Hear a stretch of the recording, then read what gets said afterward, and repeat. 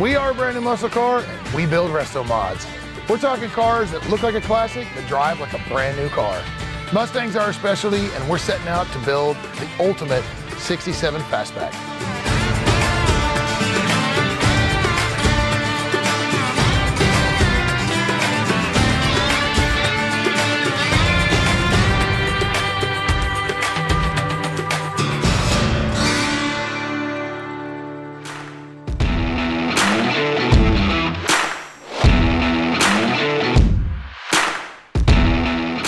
It's really nice to work with a customer that has a really good idea of what they're getting into, and Mr. Jarbo is definitely a car guy. We've got 3 or 4 of his cars that have come through the shop. Son has a Trans Am. I mean, he's a legit car guy.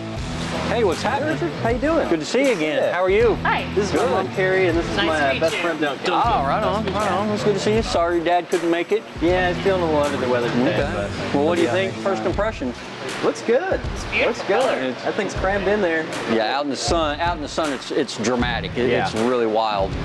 So, you ready to here make some noise? Yeah, I think so. What do you think, Matt? Is it ready to go? Good.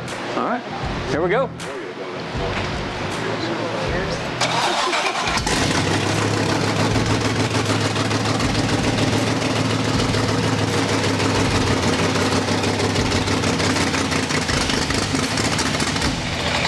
All right. That sounds good. Yeah, there's no mistaking that for a 4-cylinder. Here's where we're at with the car. Engine's in, transmission's in, drive shaft's in, suspension's on, fuel lines are run, brake lines are run, all the hose work is done up front.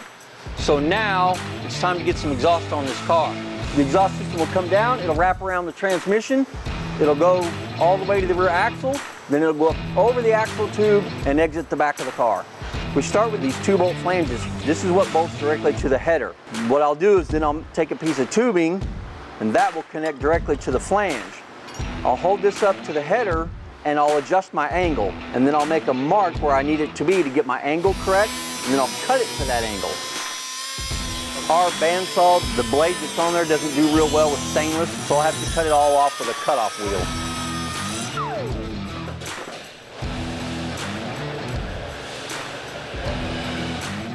All right, the angle looks good. I'm out of the header. I'm clearing my steering linkage. I'm starting to go inline down the car. So now I'll take my next piece, I'll put it on the end of here, use my clamp, clock it to where I need it to be, and then keep moving down the line.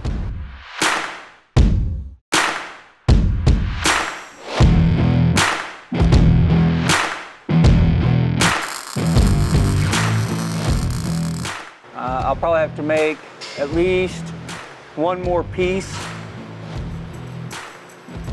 to get it coming back this way. Actually, I can probably do that on the bender. I'm going to use the tubing bender, and I'll make one piece with 2 or maybe 3 continuous bends instead of cutting it, dicing it, and welding. Looks pretty good there. Not too bad.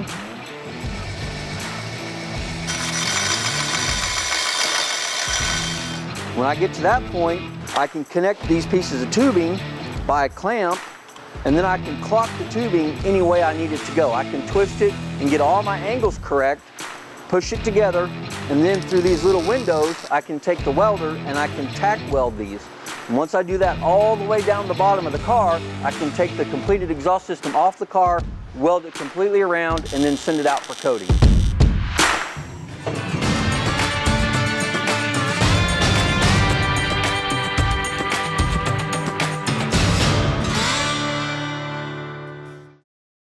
Brand new muscle car Mustang RestoMod, presented by Classic Industries and brought to you by Smeding Performance, building high-performance turnkey crate engines for over 30 years. Roadrunner Performance, high-performance hoses and fittings. And by Classic Industries, your one-stop shop for all restoration and performance parts and accessories.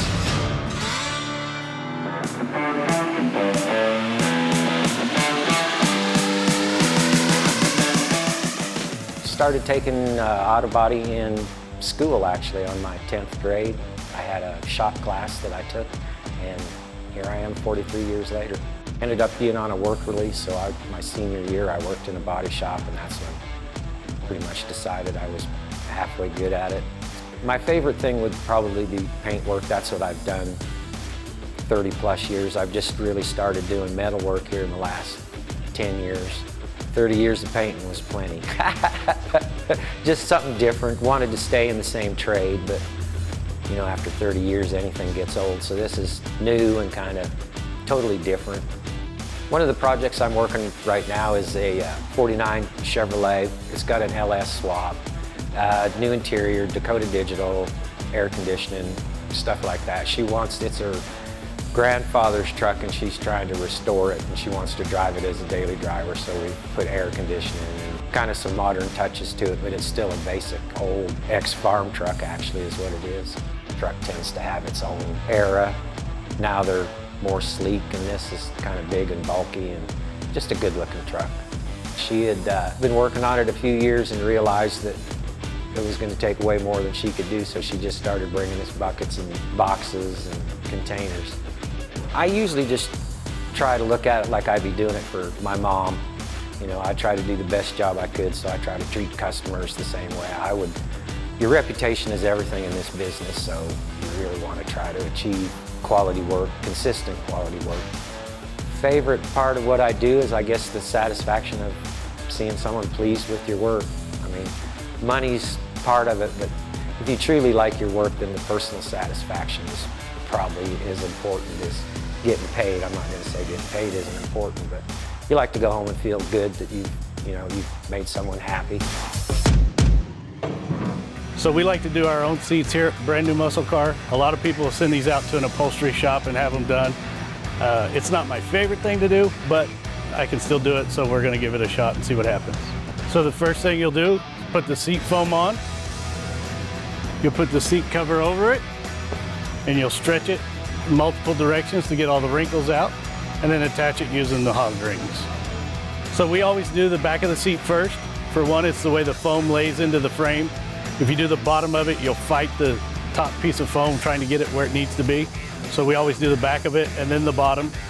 And then at the very end, we'll put the cover plate on the back of the seat. So attaching the leather, the material, it's better if it's warm, so it's a more pliable material. As you're stretching it, you gotta be careful that you don't tear the leather, tear the seams. It's a hassle, but it's a rewarding project when you get done with it, so it's worth the time. To make the leather more pliable, easier to work with, you can set it out in the sun, put it in a hot room that you've got. Here in Oklahoma, it's warm enough that we can just leave it sitting here in the shop and it'll get warm and nice and pliable like it is. On colder days, we'll sit it out in the sun so that the sun will get to it and get it nice and warm and get it to where it's like this. You just don't want it to be cold. Cold makes it stiff and not want to form to the foam as well as it can. Once it's stretched to where it needs to be, you'll start in one end and you'll attach a hog ring, and you'll pull and stretch this material, attaching hog rings all around these anchor points right here. So these are the hog rings we use. They go into these hog ring pliers like this. And as you stretch the material and get it to your mounting point, you stick it in there and you'll crimp them together until it completes the circle, holding the material in place on the frame so it doesn't go anywhere. We like to do things the original way of the car, so that's why we'll be using the hog rings. A lot of the newer cars still got some hog rings, but they use a lot more Velcro and plastic clips to hold the fabric onto the frame. We're going to be using only the hog rings, just like it did in 1967. And then you'll switch to the other side, which will be the bottom here on this one. And then you'll pull and stretch here, again attaching hog rings along the mounting points at the bottom. And then you'll do it again with each side, trying to keep the seat cover as centered as you can on the foam, so that when you do the next parts, it looks smooth and clean and all lined up. So when you're stretching the material on the seat, once you get the top and the bottom done and you go to do the sides, as you're pulling the sides here, it has a tendency to want to wrinkle like this. So you've got to pay attention as you're pulling the material to keep it nice and flush and flat so it doesn't wrinkle up and cause you to have wrinkles on the other side of the seat. As you get done with it and you switch to the other side, you want to be able to pull firm, nice even tension so that it all stays nice and smooth. And then what I like to do is after everything's done, then we go set it in the sun and let everything just kind of relax and shrink up and tighten up. And it just looks like a better seat when it's done. You know, when you walk up to a car, the first thing you see is the outside of the car. It's the inside of the car where you spend most of your time. So to me, the seats and the whole interior of the car needs to look really nice and clean. So just like the rest of the components in the car, you take a lot of pride in it. So anytime I do seats, when I get done, it's something I really want to be proud of.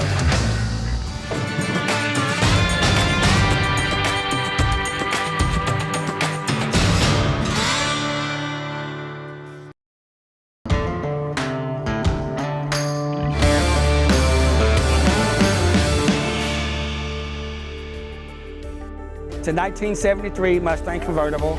I've owned it since 1979. It's my first car. The license plate means that this is my first one. It's got a 351 Cleveland 2-barrel with ram air, got power windows, power steering, power brakes, and tilt wheel.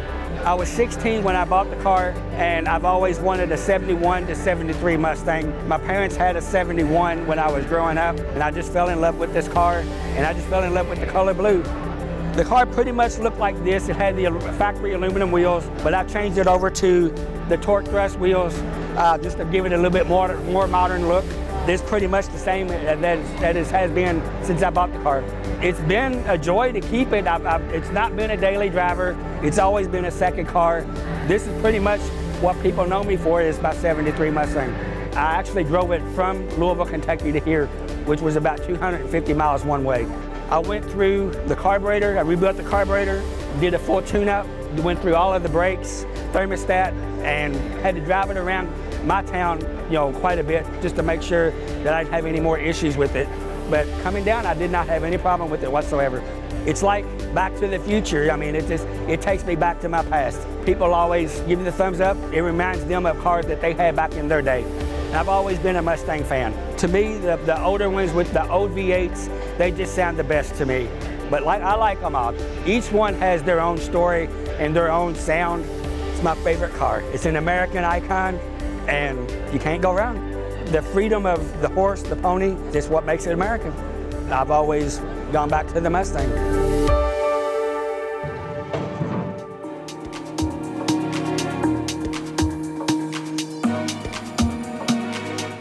So when you're building a RestoMod like this one that has a ton of extra equipment on it, EFI, superchargers, big radiator, hose work is very important. And in some cases, you have a super tight fit.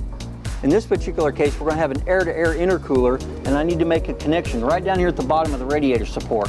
Well, I don't have a lot of room, and I certainly don't have room for a big, bulky clamp. So, Sonora from Clamp Tight, what solution do you have that will be there, not leak? I don't have to worry about it until I'm ready for it to come off. The Clamp Tight answers all those questions. It's an amazing tool, and you could make a clamp this size or this size. What it does is it creates a true 360-degree seal. It's low profile and clean. Remember we talked about the issues with this? You see that on a lot of restored cars. That's an original style tower clamp. And they don't work, do they? No, they don't. So let me show you how you can make a Clamp Tight clamp. We recommend the all stainless steel wire.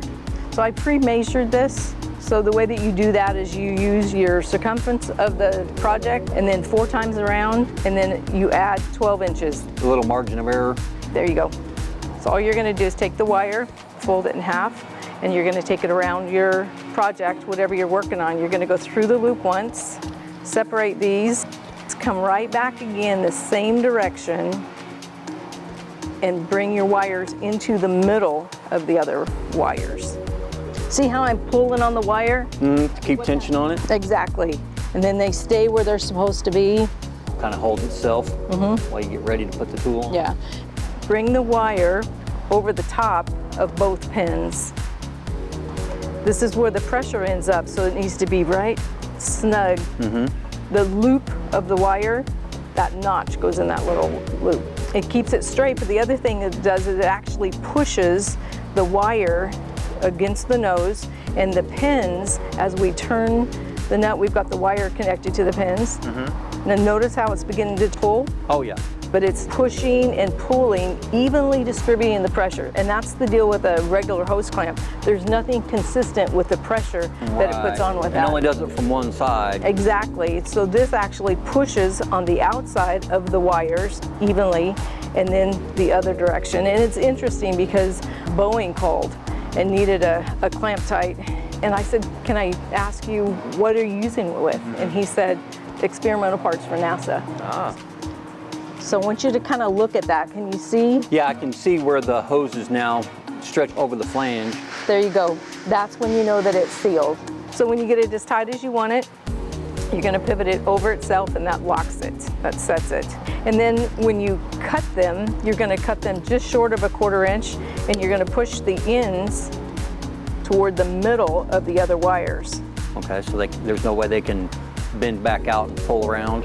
Not only that, I want you to see how clean that is. Check it out. Yeah. Don't have to worry about gouging yourself or Exactly. scratching paint or scratching something else. So it's a true 360-degree seal. Let me show you how easily you take it off. So all you're going to do is lift your ends. Those are your tabs. You grab that little piece in the middle. And then it comes right off. So it's an awesome tool with so many uses. And you can use it on wood, on hoses, on all kinds of applications. And that's because you can put enough clamping force on there, it'll hold a variety of materials. I know for sure that's not going to leak and it's not going to come off until I'm ready for it to come off. Exactly. Yeah. It's a great tool. This is a beautiful car. Well, thank you. Thank you. We've got a long ways to go, but we're getting there. I'm looking forward to seeing the finale.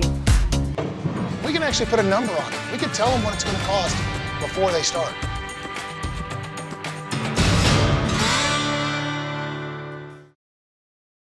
Brand new muscle car Mustang RestoMod, presented by Classic Industries. And brought to you by Clamp Tight. Clamp anything. Any size, any shape, anywhere. Ion Classic, the best way to document your restorations. And by Quick Latch, no tools required to operate.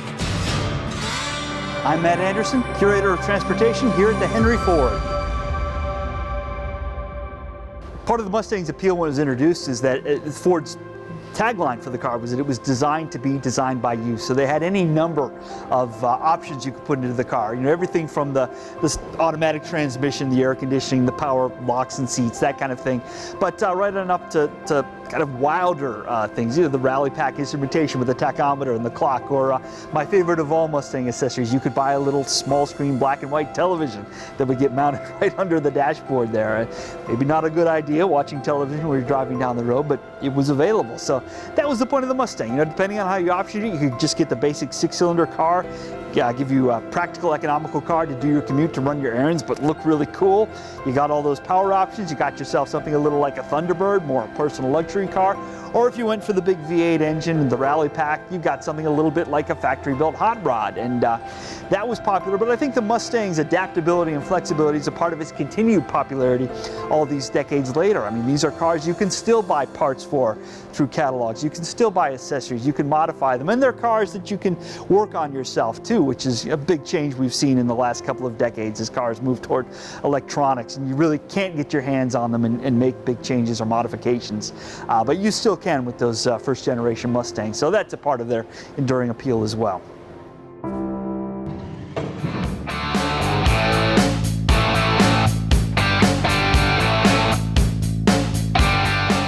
I love the fact that we can take an old vehicle and make it into something amazing. Make it beautiful, make it run good, make it reliable, make it back to classic, make it back to RestoMod. Whatever they want, we can do it, and I love that part of our business. Right here we're Phillips patching a panel. So like on the restoration side, we like to try to save as much of the original parts as possible. We're going to try to save the fender, but it was cheaper to try to get a new one, which is this one here.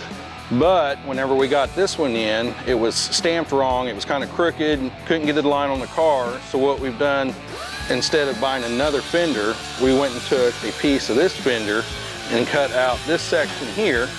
See how it's all rusted out? It had been patched before, and then it was full of fiberglass and stuff from a previous repair.